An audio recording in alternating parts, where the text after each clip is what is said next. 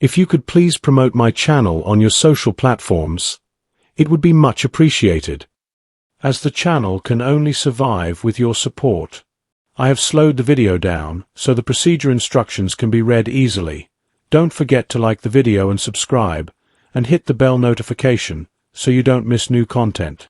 Take a look at my channel where you will find all the Zontes models, with either English, Spanish, Chinese, French and Arabic subtitled videos. If your Zontes 368 key fob isn't detected via induction, don't worry, there's a backup method to start your bike. First, follow the instruction in this video, so ensure the key fob is within the receiver. Then, press and hold the power button on the handlebar for a few seconds. You'll see the dashboard light up, indicating the system is active. Next, enter the standard start mode by pressing the ignition button.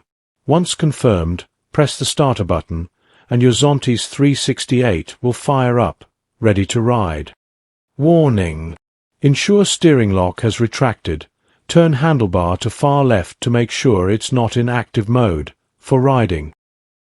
This method ensures you're never stranded, even if the induction system isn't working because of weak fob battery. Ride safe and enjoy the road ahead.